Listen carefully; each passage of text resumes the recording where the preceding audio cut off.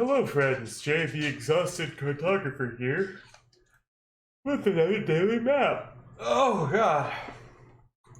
Sorry for the yawning. I was up until 5 o'clock in the morning last night, and I was ready to get 8 hours of sleep. But then as I was laying in bed, I realized that it was incredibly warm in my bedroom, and I was like, why is it so warm? So I went and I checked on my AC, and the entire AC unit was covered in around an inch of thick ice. And so I had to defrost my AC. It took the greater part of a long time to do that. And so I wound up going to bed at around 9 a.m.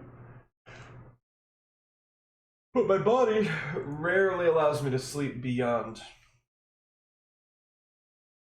My body rarely allows me to sleep beyond 3 to 4 p.m. And so I have awoken and now crave a daily map. I wanted to do something with a couple of like nearby islands.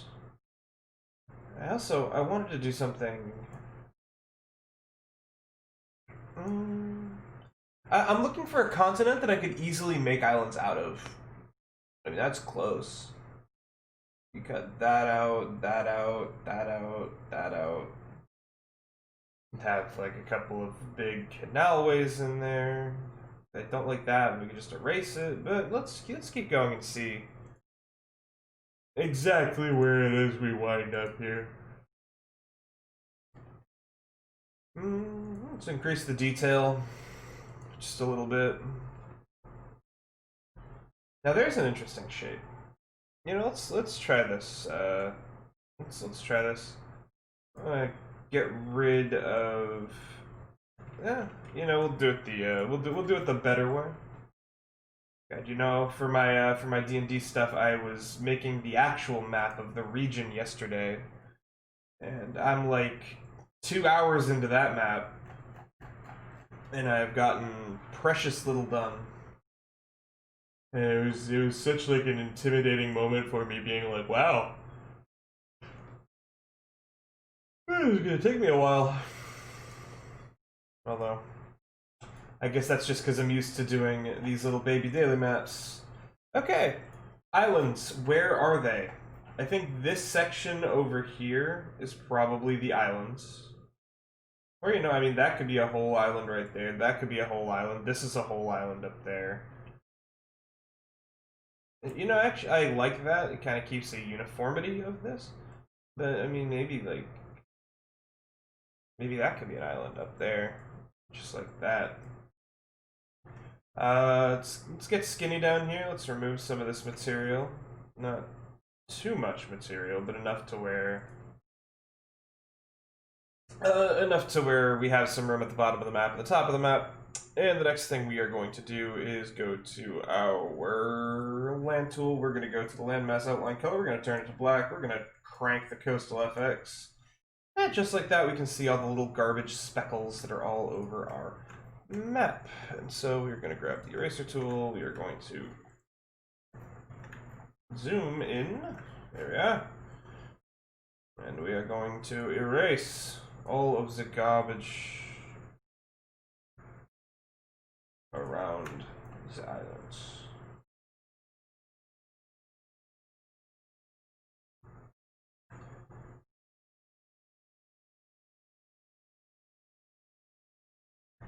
Up that a little bit. And we'll come back for the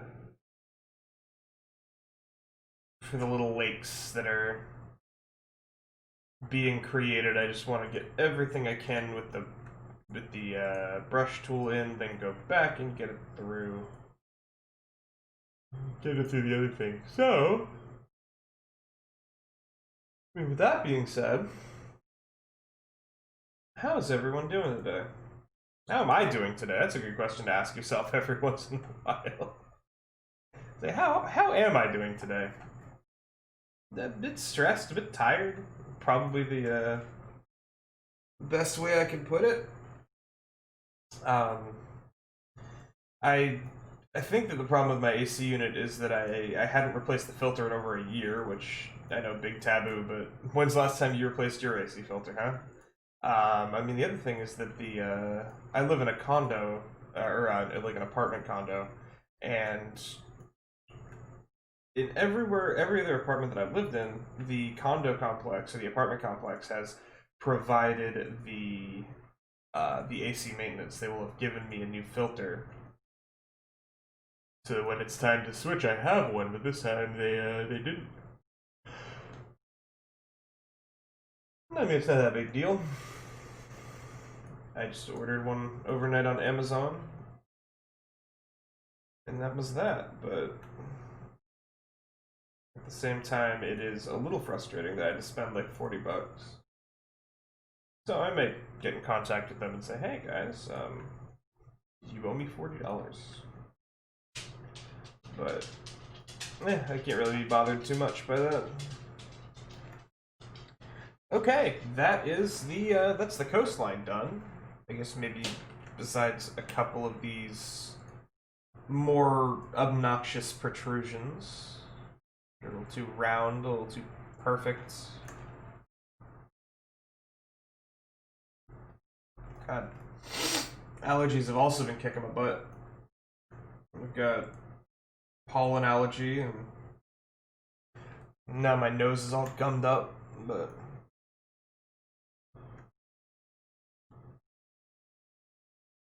that is neither here nor there. Okay, let's go to the land settings. Let's change our land mass. Actually, let's change the look of the water first. I think today is going to be another one of these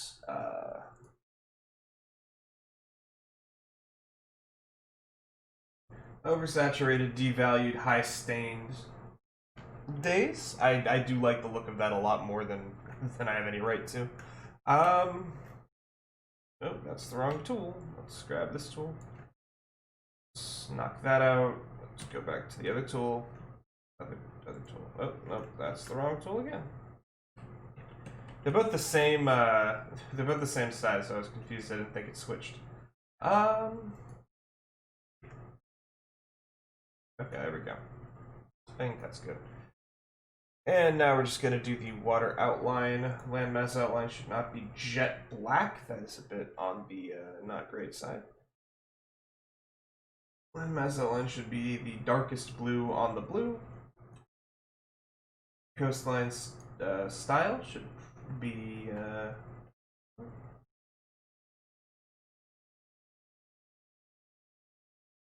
let's increase the alpha so we can actually see this. 3-tiered looks okay. Outline's probably not what we're going for. Blend, on the other hand, does give a nice shine to it. And then outline blend, we want that basically at 0, so there's no awkward shadows hanging around our map, and I think that that looks pretty darn good. So as for land, I am going to do a bit of a color sample here. I'm just going to go ahead and draw. I'm going to draw a section here, and then I'm going to go to land, and I'm going to go ground texture, because if you change it, it completely changes the look of your inks. And so it's important to find the right thing. And I think, you know, honestly, today I think Warren is the, well, we're gonna have to go back a lot to do this. Redo. Okay, so how do we want to do this? How do we want to do this? I think we want to start with the green forest, and I think we want to just go ahead and make most things that green color. I think that makes sense. And you know, I think I'm going to be a little bit contrarian today. I think I'm going to do something a little bit backwards that I haven't in a while. And you know, actually, what we're going to do is we're just going to fill this with one color.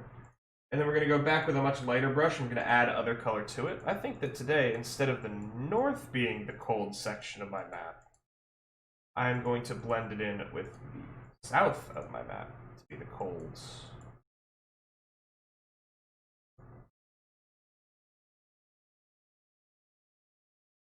So we kind of do something like that.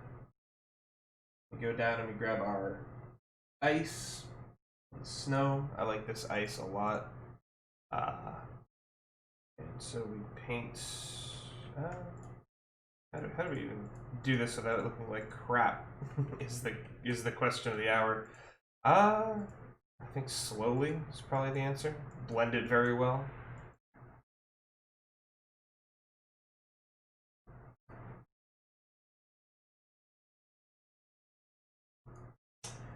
So we have our ice, and then what we're gonna do is we're gonna go down to this dirt, to this dark dirt color, and we're just gonna maybe even kick the opacity down to like a 15 and really blend the dirt into the snow. We are then going to go ahead and take our darker forest color that we used for the other thing, and we're just gonna put an even lighter blend up above that, just like so. And suddenly, we have a little frozen belt down at the bottom of our continents, and we can also change that to a little bit darker. Something I like to do on maps that I spend a little bit more time on is to take dirt and just kind of mess up the grasslands on the continents just a little bit. Give it a little bit more interest, a bit more flavor. And then let's go ahead and start our mountain ranges. And which mountains we are going to use, let's do some sample mountains. Which are we going to use?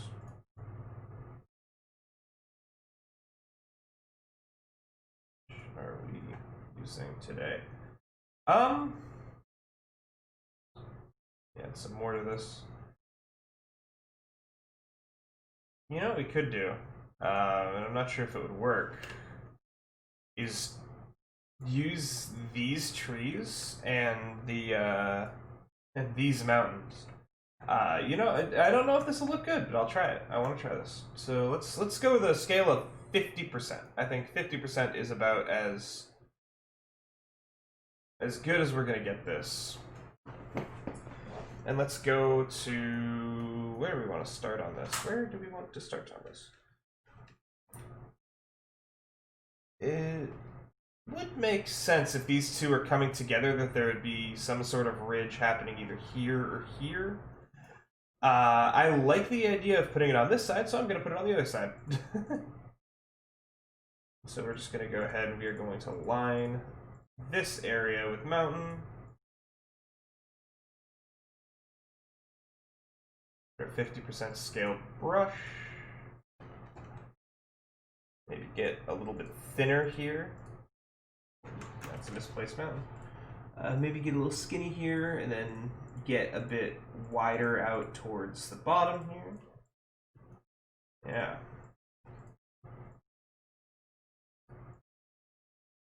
And then I think, I'm not sure, but I think as soon as I'm done with recording this daily map, I'm going to go back and fall asleep. I think that's what's in my future.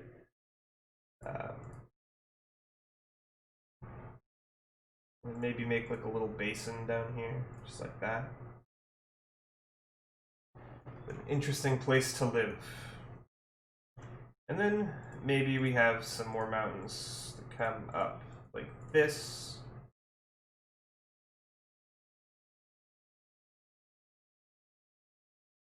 Yeah, something like that. And then we go and grab our little cartoony sub-mountains. And we just get the idea that the mountain range is not perfect and a straight line, and that maybe there's more to it than originally meets the eye. Okay, let's look at this at 100% scale. I think that does look good at 100% scale.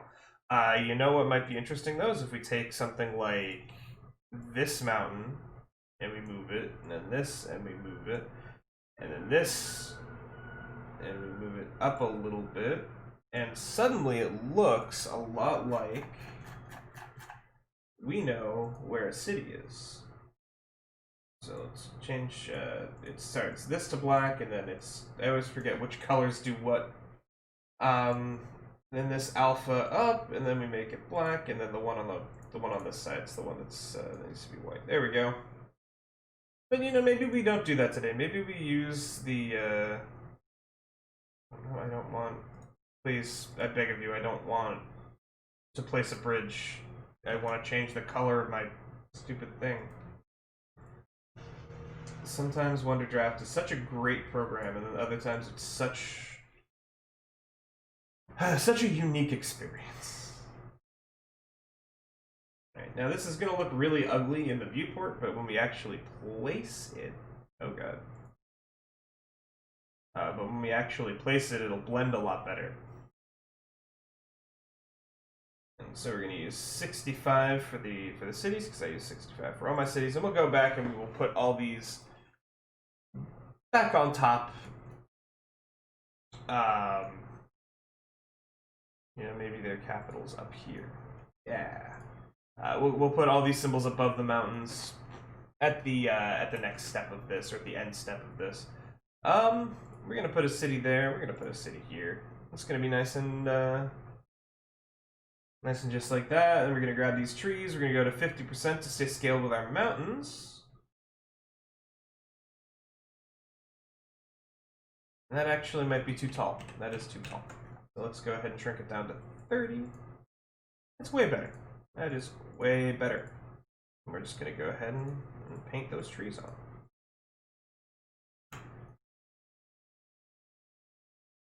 So to continue my Brandon Sanderson kick, I am rereading now the second generation Mistborn novels, and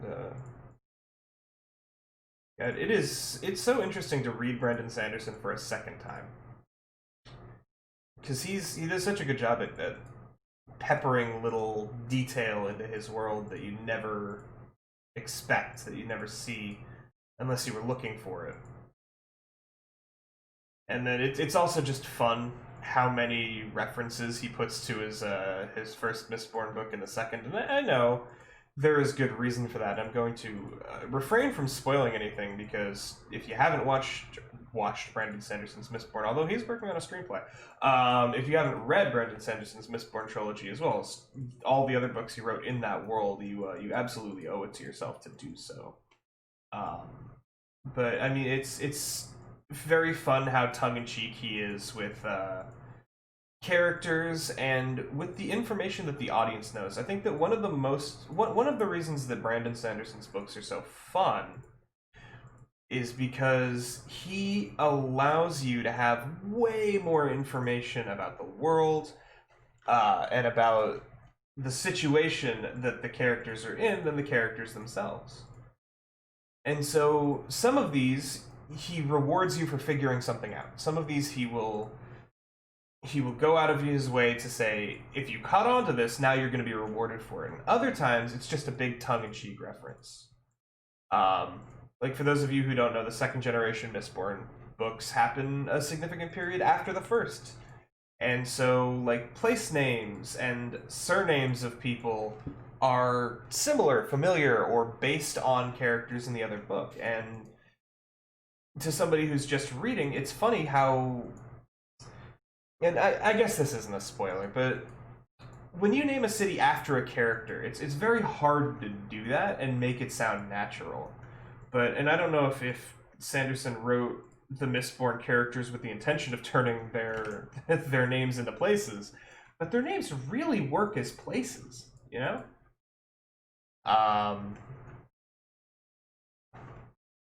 Their names really work as places, and it's awesome to see all the different areas that are dreamt up. But I mean, I will also say that I'm a much more big fan of very high fantasy than I am of modern stories. I don't really like modern stories all that much. And so, I mean, I'm halfway through the Alloy of Law right now. The Alloy of Law happens at kind of like the Industrial Revolution era of the Mistborn world. And to me, that era is uninteresting. That era bores me. But the characters are so well done, and the story is one that I'm attached to. And so I don't mind. So I don't mind lending my time to it and reading it because it is a wonderful experience. And I mean, there's a lot of books that are more modern, that are totally worth reading. It's just, I mean, just like art and music, books are not written for everybody.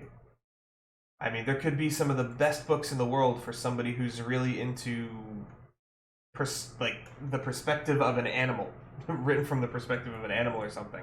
I have no interest to read that book, but there could be somebody out there who really wants to read that book, and there could be an author out there who really wants to write that book. And so a great story unfolds of an animal that can talk or an animal that can think. And I mean, there have been a couple anime like that. God, there's one where a shut-in gets a cat, and the cat like talks to him, and it's the cutest thing. I mean, they can't understand each other, but it's adorable. And then the other one, She and Her Cat, I believe it is. It's a Makoto Shinkai film before Makoto Shinkai was somebody who anybody knew. Before Shinkai was anybody knew. Okay, let me do something really quickly. Let me go to land. So let me go to the brush tool. Let me filter for only trees. And then let me go to this color and fill. Maybe this color and fill. Maybe this color and fill. I mean, yeah, you know what we could do? You know what we could do? We could do like an... We discern each continent by the color of the trees that are there. That's cool. Yeah, let's do that. Why not? Why not? Let's bring our mountain scale back to 50. These are the little foothills. I'm just going to make a little mountain range up here in the frozen south, down here in the frozen south. Maybe that's what this whole area is called, the frozen south.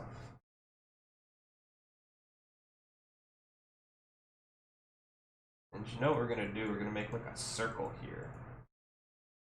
And maybe part of this world is that there's a great temple at the circle in the frozen south, and if you make a pilgrimage there, you may speak to God. An interesting little concept. Okay. Let's make a really unnatural rock formation. Let's do that. Let's make a circle out of mountains. Now, obviously, in our world, this would never happen. There would never be a circular mountain range. That's something that's pure fantasy. How did that even happen? Who knows? Maybe in the lore of this world, this is where the gods descended, slammed into the earth. Or maybe this is the site of a great battle between two great wizards who were so powerful that in their want to destroy each other, they actually scarred the world. And then let's go ahead and make it weird. Let's go ahead and continue these mountains out this way. I want to leave a little bit of a gap down here for something. So I think I'm going to do something like that. We're going to go up here. We're going to make this into a little U shape. Why not? This will be nice and chunky mountain range. You know, that kind of works. That kind of works. We'll do that. And then maybe this goes out to here. Maybe this goes up over here. And then these go, of course, down to the frozen north. Because it wouldn't be the frozen north if it wasn't mountainous. It wasn't interesting. Look at that. Look at that. What is that? What is this? Why is this here? Okay, let's go to water. Let's go to our lake tool. And let's look for a lake. This actually looks pretty nice. And we can go ahead and we can erase some of that, we can erase some of that, and then we can go to our water tool, or our water brush tool. We can change this to a much grayer color, maybe an icier color. You know, let's just erase that. Let me sneeze really quickly. I wonder if it's under land? Freshwater color, here it is, yeah. And we are going to go ahead and we are gonna pump that sucker up. And we're gonna make it like almost a teal. Maybe this is called like the Crystal Light Lake or something. Oh wow. That's not what I wanted to do at all. Where's my freshwater brush, please? Water. Freshwater brush, please. Thank you. Maybe we do something like that. Maybe we do something like that. Maybe we do something like that. Okay, then maybe now we go to our symbols. We grab our trees. No, before we grab our trees, we grab our mountains, our mini mountains. And we are just going to go around the outside of this and make it look all nice and normal. We're then going to take our little hills. Little hills here, and we're going to put these down. Really make it seem like this is an interesting area. And you know, maybe...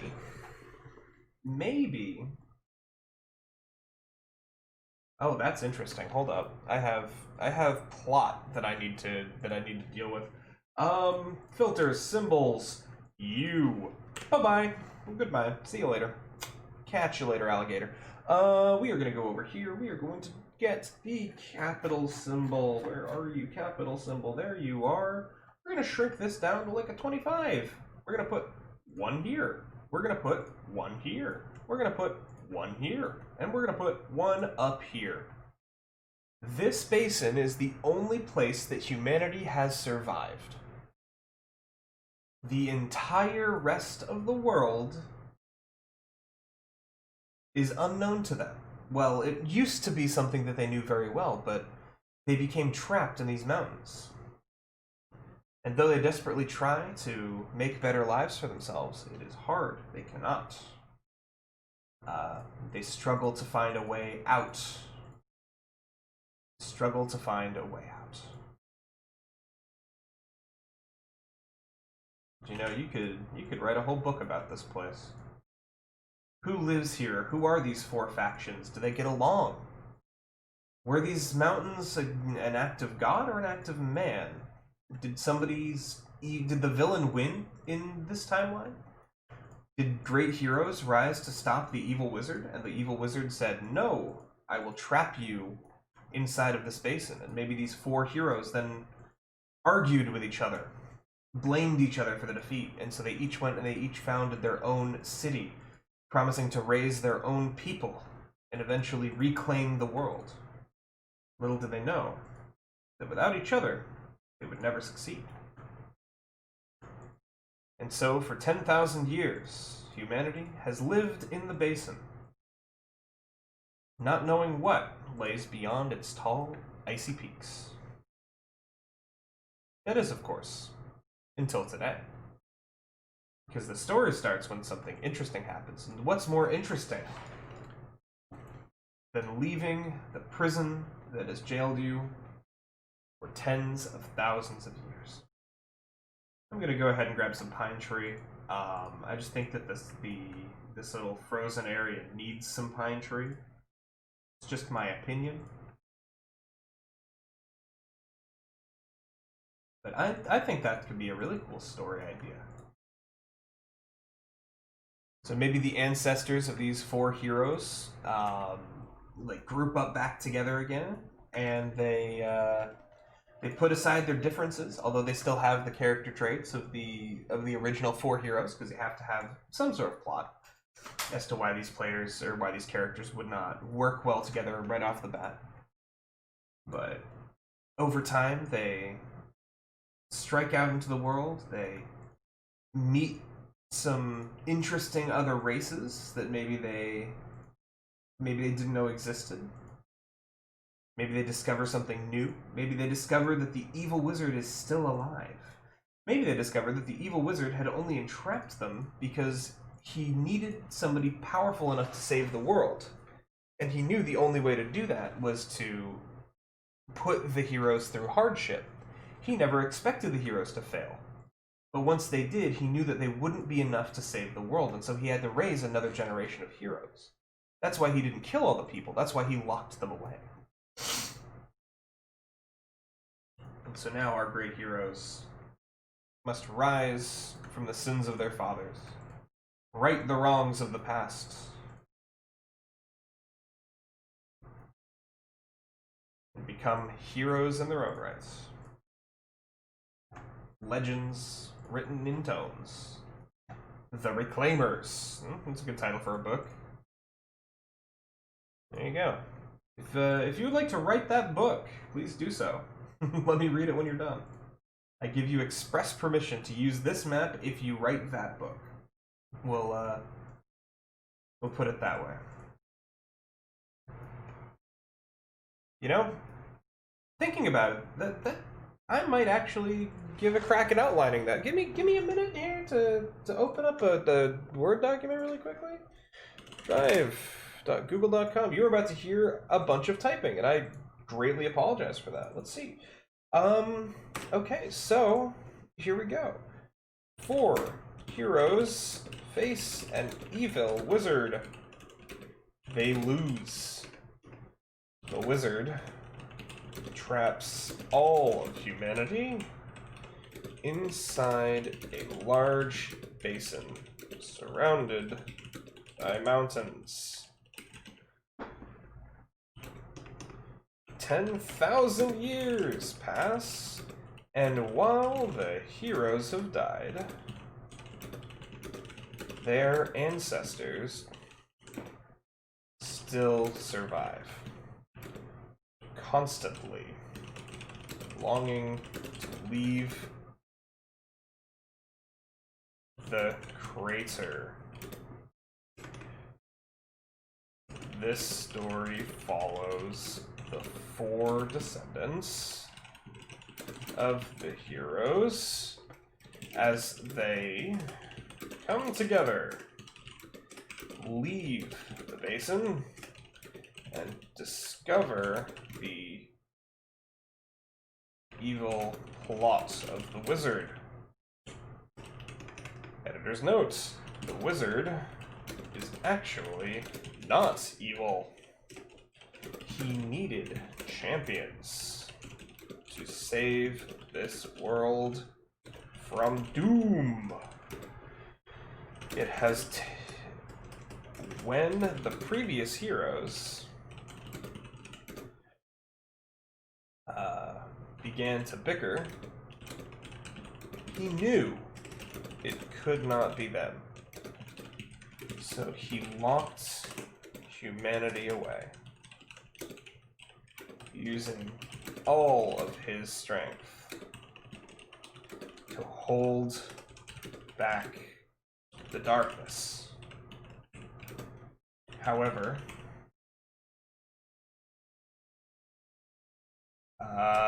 hold on. The wizard's not actually evil. He needs champions to save this world from doom. When previous heroes began to bicker, he knew it could not be them, so he locked humanity away, using all of his strength to hold back the darkness. Now, with these new heroes, the wizard is willing to take a chance. And he's willing to take a chance, take the chance he didn't all those years ago. Can these heroes save this broken world? There we go. We've written a whole story, and I'm going to give a crack at outlining that, because I think that could actually be a really interesting little story. It'd be an interesting little story. And, I mean, what are stories if not to write them? What are stories if not to write them? And who knows? I mean, if you're listening to this and that sounded like, oh wow, that's such a good idea, why don't you write one too? Maybe we'll both write the same book, and then maybe we can compare notes at some point. Maybe we can compare notes and say, oh, I like the way that you did this, or oh, I like the way that you thought about how the heroes were.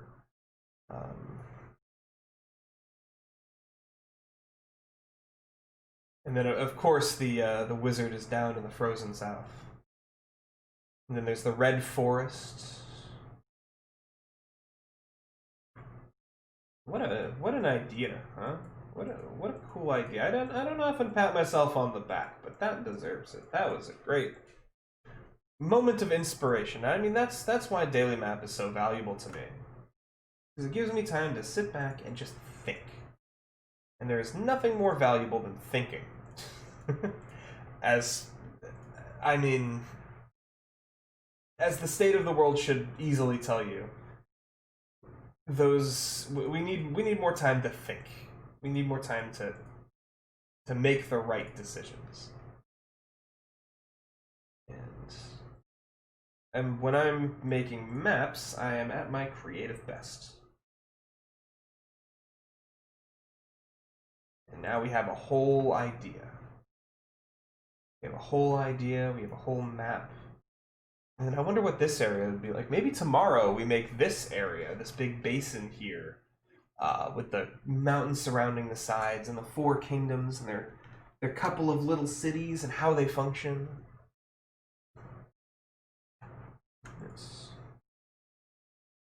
And I mean, this probably grew from some inspiration from the Mistborn series, like the Lord Ruler actually,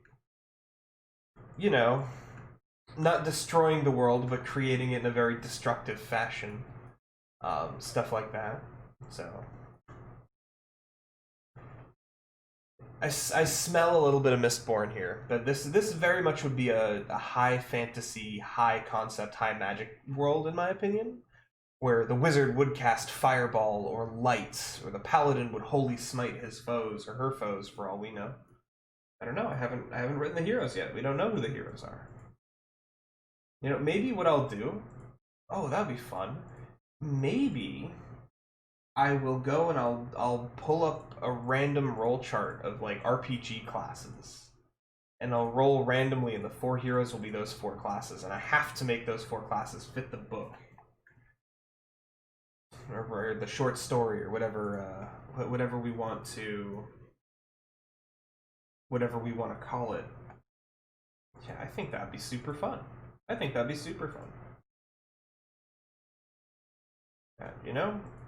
was very tired at the start of this. That certainly perked me right up.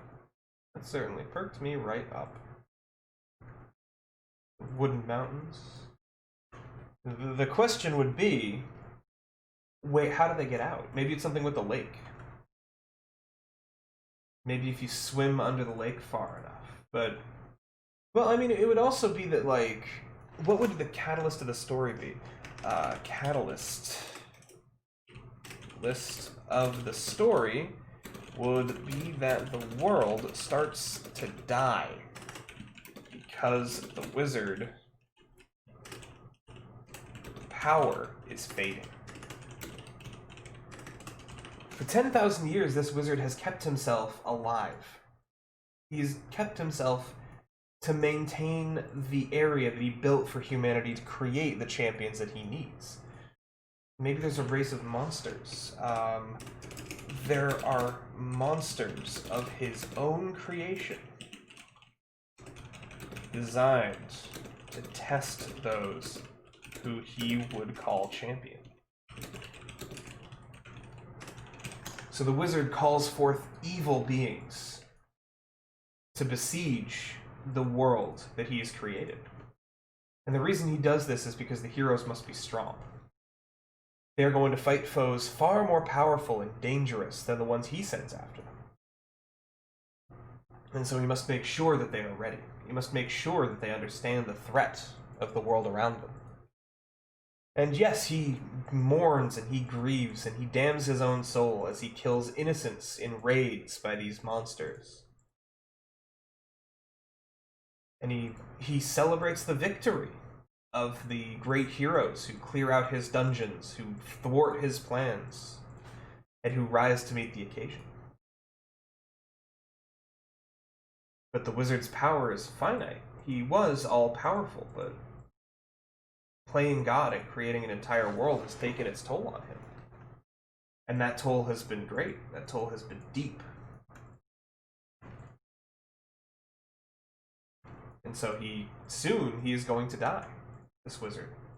And when he does, the protective barriers that he's put in place to prevent whatever it is that he's keeping out from flooding in will overcome the world. So then the other question then would be, what is the thing the wizard is scared of? What is this mythical monster? Is it a power? Is it a creature? Is it a race of creatures? Is it a species of creatures that is particularly deadly? Is it a plague or something of the sort? Is it the wizard's own student, a dark sorcerer who has warped the world with his magics? Is it a god? It's a god. The villain is a god looking to punish man for, I'm gonna steal this from 14, killing its lover. The world once had two gods, one of the sun and one of the moon.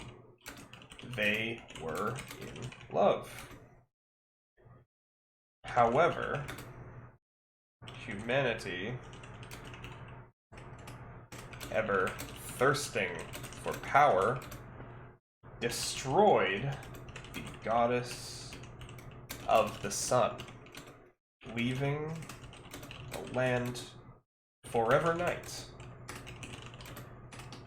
but gaining the power of magic. And so, the world outside of the wizard's domain is constantly night. It's constantly night. Because the heroes have slain the sun. Or the people of old have slain the sun. And caused great damage to the earth. They've caused great damage to the world. And so, the moon, lamenting the loss of their love, of their only other friend, their fellow goddess, or their fellow god, whoever it is, I haven't read the characters, laments and lashes out at the world around it, attempting to burn the festering disease of humanity from its surface. And the wizard is able to stop it. Maybe the wizard was a friend. Let's go back to our Google Doc here. The wizard was a friend to the sun god. So the wizard actually knew the sun god, maybe worshipped the sun god, and was also lamenting the loss of this entity in the world. And maybe originally was angry as well, wanted to slay the kings who banded together to steal this power for themselves when it did not rightfully belong to them. But realized that doing so would mean the destruction of the world, and the destruction of the world is not something that he wants. No, it is not. So you know what we're gonna do? We're gonna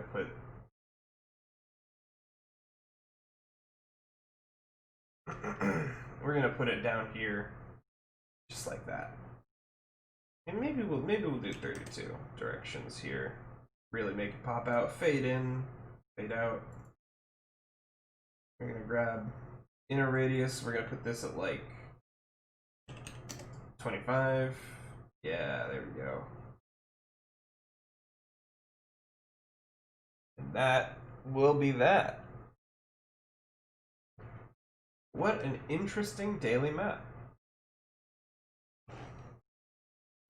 And maybe the sun god is sealed over in the red forest, or the moon god.